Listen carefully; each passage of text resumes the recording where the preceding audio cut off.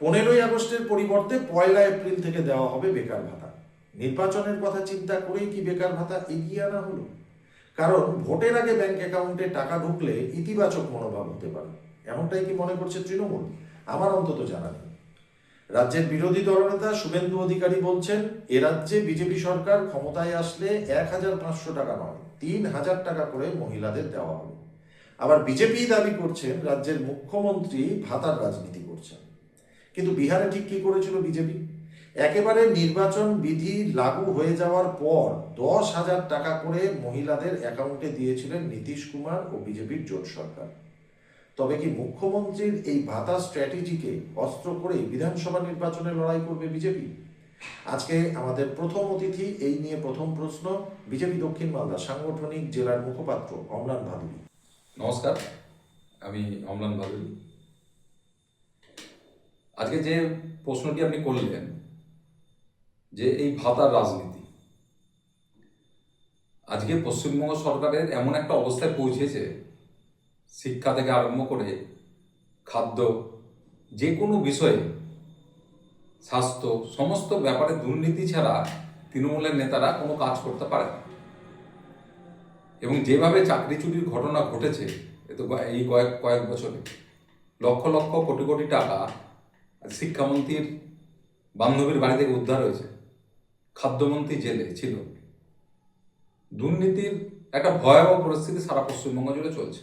তারপরে কোনো কর্মসংস্থান নেই। প্রায় 60 থেকে 70 লক্ষ মানুষ অন্য রাজ্যে কর্মসংস্থানের জন্য যাচ্ছে পরিযায়ী হিসাবে। কেবলমাত্র শ্রমিক না, এখানকার যারা কম্পিউটার সায়েন্স পড়েছে, কম্পিউটার জানা যাদের মেধা আছে, তারাও পশ্চিমবঙ্গে চাকরি পাচ্ছে না। মধ্যবিত্ত ছেলেরা, তারা সবাই অন্য প্রদেশে গিয়ে তাদের কর্মসংস্থানে জোগাড় করতে হচ্ছে।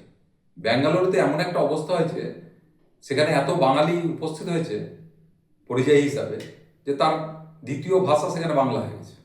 এই অবস্থা চলছে। এই পরিস্থিতিতে সারা পশ্চিমবঙ্গের যে যুব সমাজ, এবং এই যুব সমাজের যারা 20 থেকে 35-এর মধ্যে বয়স, তাদের ভোটার সংখ্যা প্রায় 40% কাছাকাছি।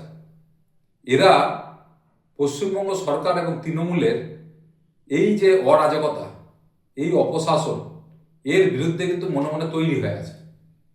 এই সেকশনটাকে যাতে ভোটের আগে কিছুটা মলম লাগানো যায়, যাতে এদের ভোট করা যায়, এদের ভোট কেনার জন্যে আজকে মুখ্যমন্ত্রী এই ভাতা 1,500 টাকা করে বেকার ভাতা তিনি চালু করে দিলেন। এবং এটা হয়তো পরে করলে বা আগে করলে হতো, সামনে ভোট, ওই জন্য করলেন যে এপ্রিলের থেকেই এই ভাতাটা পাওয়া যাবে। আমরা তাকে বলছি যে এই ভাতার টাকা আপনি দিচ্ছেন, দেন, তাতে আমাদের আপত্তি নেই। কিন্তু আজকে রাজ্যের 8,000 লক্ষ কোটি টাকা ঋণ, আপনি ঋণ করে এই ভাতার টাকাটা দেবেন, এটার কি ইউটিলাইজ হবে? আজকে যদি আপনি এই টাকাটা না দিয়ে এখানে কিছু শিল্প স্থাপন করতে পারতেন ছোট কিছু, বা যারা এই শিক্ষিত বেকার ছেলেরা, তাদের কিছু স্কিল ডেভেলপমেন্টের মধ্যে দিয়ে তাদের প্রশিক্ষিত করতে পারতেন, তারা পরবর্তীতে কাজ পেত। কারণ সবাই তো সরকারি চাকরি পাবে না। আর আপনার নিজের রাজ্যে প্রায় 6 লক্ষ সরকারি পোস্ট ফাঁকা আছে, সেইটা আপনি পূরণ করছেন না। আর আপনি এইভাবে ভাতা দিয়ে আপনি যুব সমাজকে পঙ্গু করে দিচ্ছেন। তারা আজকে কাজ করার প্রতি অনীহা দেখা দিবে। অনেকেই আছে, আমরা দেখছি যে তারা ভাতা নিতে অনিচ্ছুক, তারা কাজ চাইছে, কর্মসংস্থান চাইছে। আমরা বলবো, ভাতার রাজনীতি আপনারা ভাতা দিন, কিন্তু কর্মসংস্থানের সুযোগও করুন। আপনার রাজ্যে টাকা নেই, ভাড়ে মা ভবানী, আপনি ধার করে টাকা দেবেন? আগামী প্রজন্মের ঘাড়ে এই কোটি কোটি টাকার যে ঋণ রাজ্যের আগামী প্রজন্মের ঘাড়ে যে পড়বে, তার ব্যাপারে আপনার কোনো চিন্তা করতে হবে না? সেটা তো আপনাকে চিন্তা করতে হবে, রাজ্যটা কোথায় চলে যাবে। এই বিষয়গুলো আমরা চিন্তা করতে বলবো। আজকে যদি বিজেপি সরকার ক্ষমতায় আসে, আমরা ভাতা বন্ধ করে দেবো এরকম না, আমরা ভাতা বাড়াবো, কিন্তু তার সঙ্গে কর্মসংস্থানেরও চেষ্টা করব। আজকে যে শিল্পগুলো বন্ধ হয়ে আছে, বামফ্রন্টের সময় থেকে আরম্ভ করে তৃণমূলের আমলে আপনি যে শিল্পগুলো বন্ধ করে দিয়েছেন, আপনি মেলা খেলা করে কোটি কোটি টাকা নয়ছয় করে দিচ্ছেন, কিন্তু কোনো কর্মসংস্থানের শিল্পের ব্যবস্থা আপনি করছেন না। এমনকি সরকারি পদগুলো যেগুলো ফাঁকা আছে সেটাও পূরণ করার চেষ্টা করছেন না, আর এই ভাতার রাজনীতি করছেন। এতে কি মন পাওয়া যাবে যুব সমাজের? আমাদের মনে হয় আপনি এখানে তৃণমূল যুব সমাজের মন পাওয়া যাবে না। তারা অনেক বুদ্ধিমান, তাদের মধ্যে অনেকেই শিক্ষিত বেকার যুবক আছেন যারা সামগ্রিক পরিস্থিতি জানেন, আর সবার হাতে এখন মোবাইল আছে, নেট আছে। কোথায় কি করছেন, কোথা থেকে টাকা আনছেন, কোন টাকা থেকে ভাতা দিচ্ছেন, সমস্ত ট্রান্সপারেন্ট মানুষের হাতে আছে, যুবকদের হাতে আছে। তারা বিবেচনা করবে, এবং তারা বিবেচনা যদি করে, তাহলে আপনি যেভাবে পশ্চিমবঙ্গকে একটা অন্ধকারের দিকে নিয়ে যাচ্ছেন, আরো অন্ধকার থেকে অন্ধকারময় অবস্থায় পৌঁছে যাবে, এটা তাদের মাথায় আছে। এটাতে কোনো তৃণমূলের আমাদের মনে হয় লাভ হবে না। বেশ, অম্লান বলছেন যে তারা ভাতার বিরোধী নয়, কিন্তু ভাতা বৃদ্ধির সঙ্গে সঙ্গে কর্মসংস্থানের প্রয়োজন। আমাদের পরবর্তী বক্তা মালদা জেলা তৃণমূল কংগ্রেস মুখপাত্র আশিস কুণ্ডু। নমস্কার, আশিস কুণ্ডু, জেলা তৃণমূল কংগ্রেসের মুখপাত্র। আমরা শুনলাম আপনার যেসব প্রশ্নগুলো মোটেই প্রাসঙ্গিক না। কারণ একটা সরকার তার আগামী বছরগুলোতে কি কাজ করে তার রিফ্লেকশন হয় হচ্ছে বাজেটে। আপনি বললেন বটেই যে এই ভাতা দেওয়াটা কি ভোটের রাজনীতি? কখনোই না। কারণ আপনি লক্ষ্য করে দেখবেন একটা সরকার তখনই সর্বদিক থেকে সাকসেসফুল গভর্নেন্স আমরা কখন বলি? শুধুমাত্র ইটের বালি পাথর কংক্রিট এটা দিয়ে যেমন রাস্তাঘাট ড্রেন এগুলোর উন্নয়ন হয়, লাইটিং অ্যারেঞ্জমেন্ট দিয়ে যেমন আলোকোজ্জ্বল শহর তৈরি হয়, ঠিক সেরকম আপনাদেরকে খেয়াল রাখতে হবে সোশ্যাল সেক্টর একটা সোসাইটির বড় পার্ট। সোশ্যাল সেক্টরে যদি ডেভেলপমেন্ট না হয়, সোশ্যাল সেক্টরে বিভিন্ন সোসাইটির মানুষদেরকে যদি আপলিফ্ট করে না আসা হয়, তাহলে কিন্তু সেই সমাজটা বড় হয় না। বাংলার মুখ্যমন্ত্রী মমতা বন্দ্যোপাধ্যায় তার বিভিন্ন পরিকল্পনা যেরকম বিভিন্ন খাতে এত বছর ধরে রূপায়িত করছেন, ঠিক সেরকম সোশ্যাল সেক্টরগুলোতেও তিনি ডেভেলপমেন্ট করার চেষ্টা করেছেন।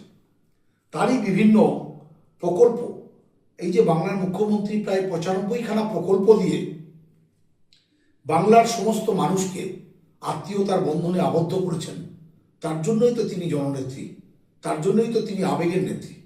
আপনারা কল্পনা করতে পারেন একটা শিশু যখন বাংলায় জন্মায় তখন শিশু সাথীতে মা টাকা পায়। সেই শিশুটা যখন বড় হয়ে কাঁধে ব্যাগ, পায়ে জুতো, গায়ে জামা কাপড়, পিঠে পিঠ ভর্তি ব্যাগ, সে যখন স্কুলে যায়, এই সম্পূর্ণ জিনিসটাই সরকারের, রাজ্য সরকার, তৃণমূল কংগ্রেসের যে সরকার, সেই সরকার প্রদান করে। স্বপ্ন দেখেছিলেন বাংলার জননেত্রী মমতা বন্দ্যোপাধ্যায়। ওই শিশুটা যখন সবুজ সাথীর সাইকেল চেপে স্কুলে যায়, তারপরে একটু বড় হতেই সেখানকার মেয়েরা কন্যাশ্রী প্রকল্পে নিজের নাম নথিভুক্ত করে তারা আবার সেই প্রকল্পের আওতাভুক্ত হয়। কন্যাশ্রী প্রকল্প শুধুমাত্রই বাংলার মধ্যে সীমাবদ্ধ নেই, ভারতবর্ষের গণ্ডি পেরিয়ে সারা পৃথিবীর রাজনৈতিক মানচিত্রে কন্যাশ্রী প্রকল্প সমাদৃত হয়েছে। কন্যাশ্রী আজ বিশ্বশ্রীতে রূপান্তরিত হয়েছে। খাদ্য সাথীতে খাদ্যের আয়োজন, স্বাস্থ্য সাথীতে স্বাস্থ্যের প্রোটেকশন, ঐক্যশ্রী, যুবশ্রীতে বিভিন্ন স্কলারশিপের মাধ্যমে বাংলার ছাত্র সমাজ বড় হচ্ছে। পরিশেষে সমস্ত প্রকল্প দিয়ে যখন মানুষকে তিনি ভরিয়ে তুলেছেন বাংলার জননেত্রী, তখন আমরা দেখলাম একটা মানুষের যখন মারা যায় বা কারুর যখন ইন্তেকাল হয়, তখন তাকে শ্মশানে দাহ করবার জন্য বা কবরস্থানে কবরস্থ করবার জন্য বাংলার মুখ্যমন্ত্রী সাহায্যের হাত বাড়িয়ে দেন। সেই পরিবার 2000 টাকা করে পায়। প্রকল্পের স্বপ্নের রচয়িতা মুখ্যমন্ত্রী মমতা বন্দ্যোপাধ্যায়। প্রকল্পের নাম সমব্যাধি। তো জন্ম থেকে মৃত্যু অবধি সমস্ত মানুষকে, বিভিন্ন ধরনের বেনিফিশিয়ারিকে টাচ করে, সব সেক্টরের মানুষকে টাচ করে আজকে মুখ্যমন্ত্রী এই এতগুলো প্রকল্পের রচনা করেছেন। যে কৃষকরা নিজেদের কায়িক পরিশ্রম করে নীরব দর্শকের মতো এত এত ভারতবাসীর মুখে অন্ন তুলে দেয়, সেই কৃষকদের দিকে বিজেপির সরকার, বিজেপির বাজেটে কিছু ধরেননি। কিন্তু আমরা দেখলাম এই বাজেটে, বাংলার বাজেটে, সেই কৃষকদের মুখে হাসি ফোটানোর জন্য রবি এবং খরিফ দুটো মরশুমে 2000, 2000, 4000 টাকা তাদের হাতে তুলে দেওয়া হচ্ছে। কৃষকদেরকে এনকারেজ করার জন্য RLI স্কিমের টাকা, তাদের যে বিভিন্ন ইলেকট্রিসিটি বিল, সমস্ত কিছু মুকুব করা হচ্ছে। তো কাজেই বাজেট দিয়ে প্রমাণ করেছে বাংলা, এই বাংলা মানুষের বাংলা, এই বাংলা ছাত্রের বাংলা, এই বাংলা মহিলাদের বাংলা, এই বাংলা সর্বস্তরের মানুষের বাংলা। আর বিজেপির লোকদের আজকের রাজনৈতিক ময়দানে কোনো কথা বলা সাজে বলে আমার মনে হয় না। কারণ তারা যখন জেনে গেছে এই বাংলাতে তাদের ভোট নেই, এই বাংলাতে তাদের আর কিছু নেই, তখন তারা শেষ অস্ত্র প্রয়োগ করেছে। SIR নামক চক্রান্তকে হাতিয়ার করে কেন্দ্রীয় নির্বাচন কমিশনের ছাতার তলায় সাম্প্রদায়িক দল বিজেপি বাংলার মানুষের ভোটাধিকার কেড়ে নিতে চাইছে। আমরা দেখলাম আমাদের সেনাপতি অভিষেক বন্দ্যোপাধ্যায়, আমাদের জননেত্রী মমতা বন্দ্যোপাধ্যায় প্রথম দিন থেকে SIR এর এই ঘোর যুদ্ধে বাংলার মানুষের সাথে প্রত্যেকটা বুথের লোকদেরকে, প্রত্যেকটা বুথের তৃণমূল কংগ্রেস কর্মীদেরকে থাকার নির্দেশ দিয়েছেন। আপনাদের যারা বলছিলেন তাদের লজ্জা লাগে না যে হাজার হাজার মানুষকে ভোটের লাইনে দাঁড় করিয়ে তাদেরকে প্রমাণ করতে হবে যে তারা ভোটার? যাদের ভোট নিয়ে প্রধানমন্ত্রী নরেন্দ্র মোদী প্রধানমন্ত্রীর আসনে বসেছেন, আজকে তাদের ভোটকে অস্বীকার করছেন। যখন বিজেপির বিধায়করা, বিজেপির সাংসদরা পার্লামেন্টে নীরব দর্শকের ভূমিকা পালন করে, তখন আমাদের লজ্জায় মাথায় হেঁট হয়ে যায়। এই বাংলার বঞ্চনা, এই বাংলার খেটে খাওয়া মানুষদের টাকা, কেন্দ্রীয় আবাস যোজনার টাকা, MGNREGS এর টাকা, সমস্ত টাকা 21 সাল থেকে কেন্দ্রের সরকার বাংলাকে বন্ধ করে রেখেছে। তৎসত্ত্বেও মুখ্যমন্ত্রী নিজস্ব কোষাগার থেকে, আমাদের সরকারের কোষাগার থেকে একের পর এক প্রকল্প চালু করে বাংলার মানুষের পাশে থাকার অঙ্গীকার করেছেন, সেই অঙ্গীকারকে নিভাচ্ছেন। আজকে কাদের কথা বলছেন যে ভোটের রাজনীতি? দুদিন আগে তো বিহারে 10,000 টাকা করে মহিলাদের অ্যাকাউন্টে দিয়ে মানুষের ভোট কেটে 70 লক্ষ মানুষকে ভোটাধিকার থেকে বঞ্চিত করে আপনারা ভোটে জিতে প্রমাণ করছেন। এই লজ্জা রাখবেন কোথায়? বাংলা মানুষের ভোট কাটা রাজনীতি করে না। বাংলা মানুষের অবহেলা, বঞ্চনা, কেন্দ্রীয় বঞ্চনার যে অবহেলা এত শিকার আপনারা করেছেন, তার প্রতিবাদ করতে শিখিয়েছে মমতা বন্দ্যোপাধ্যায়। মমতা বন্দ্যোপাধ্যায় এমন একটা নাম, লড়াইয়ের নাম, ত্যাগের নাম, তিতিক্ষার নাম, প্রতিবাদের নাম, প্রতিরোধের নাম মমতা বন্দ্যোপাধ্যায়। আপনারা বলছেন যে মানুষরা, যে কেন্দ্রের সরকার বলেছিল 2 কোটি বেকার ছেলেকে প্রত্যেক বছর চাকরি দেবে, 2টো ছেলে বাংলার বুকে চাকরি পায়নি। যে বিজেপির সরকার বলেছিল 15 লক্ষ টাকা বেকার ভাইদের অ্যাকাউন্টে দেবে, 15 টাকা কারোর অ্যাকাউন্টে যায়নি। পাশাপাশি মুখ্যমন্ত্রী মুখে যা যা বলেছেন তাই করে দেখিয়েছেন। তাই বিজেপির লোকদেরকে বলবো, আপনারা যত কথা কম বলেন তত বাংলার মানুষের কাছে আপনারা থাকবেন। কথাটা কম বলে বাংলার মুখ্যমন্ত্রী মমতা বন্দ্যোপাধ্যায়ের যে উন্নয়নযোগ্য তাতে সামিল হন। কারণ আপনাদের যে বিধায়করা গতবার 21-এ বলেছিলেন ইসবার 200 পার, নরেন্দ্র মোদী বলেছিল ইসবার 200 পার, 77খানা সিট নিয়ে বাংলা থেকে বিদায় হতে হয়েছিল। তার মধ্যে ইতিমধ্যেই প্রায় অর্ধেক লোক তৃণমূল কংগ্রেসে যোগদান করেছে। আগামী দিন SIR এর যে রাজনীতি আপনারা করেছেন তাতে সমস্ত সম্প্রদায়ের মানুষ, সমস্ত দল মত নির্বিশেষে, আবাল বৃদ্ধ বনিতা প্রতিজ্ঞাবদ্ধ, অঙ্গীকারবদ্ধ, এই বাংলায় আর কারোর জায়গা নেই।